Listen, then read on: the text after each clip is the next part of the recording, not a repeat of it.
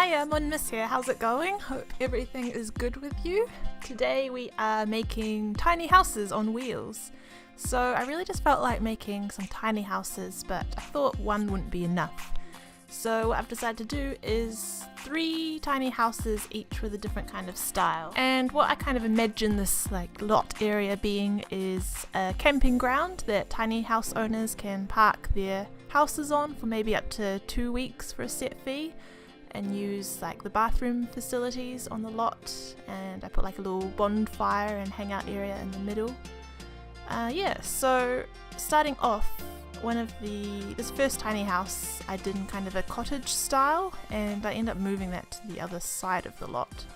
But I kind of thought this house would maybe be an elderly couple who like to go away on holiday in the tiny house and drive it around to different areas. And then the second tiny house, which I've just kind of started to build there, is in the middle, and I don't know if it's so much a tiny house, it's a decent sized tiny house, but I give it kind of a 70s interior, but a real kind of rundown look about it. So I imagine it was perhaps built in the 70s, and the owner of it hasn't really kept it up to date or been cleaning it for that matter, because there's cobwebs and holes in the wall, so it hasn't been maintained very well. And then this last third one, which I'm just kind of building here, is a very modern tiny house, and probably quite an expensive one. But yeah, the video does kind of skip around quite a lot, just because I spend a lot of time picking particular building items, so I didn't really want it to be 20 minutes long. But I would absolutely love to have a tiny house. I think that would be awesome.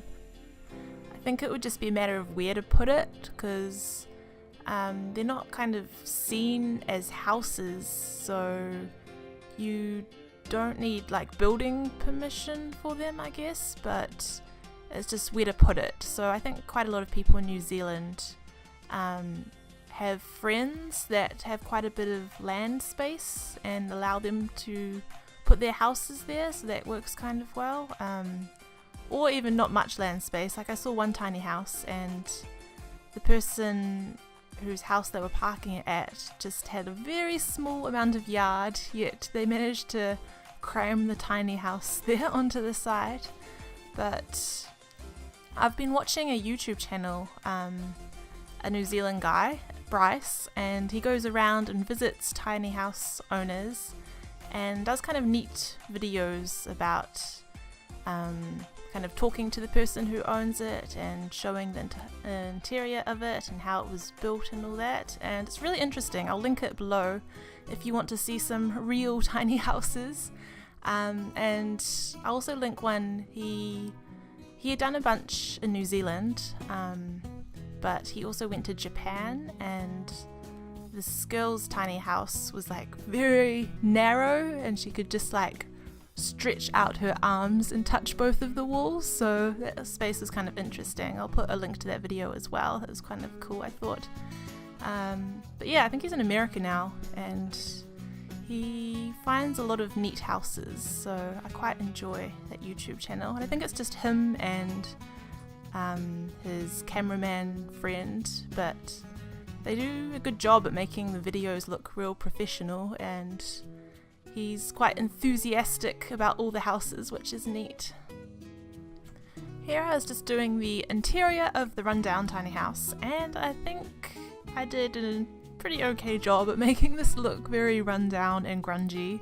That carpet is disgusting.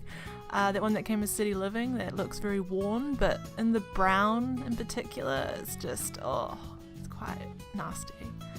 And that toilet there I thought looked like the compositing kind of toilets that tiny houses on wheels tend to have, since they move around a lot. And in the newer tiny house there, I should have put that kind of toilet as well, but oh well.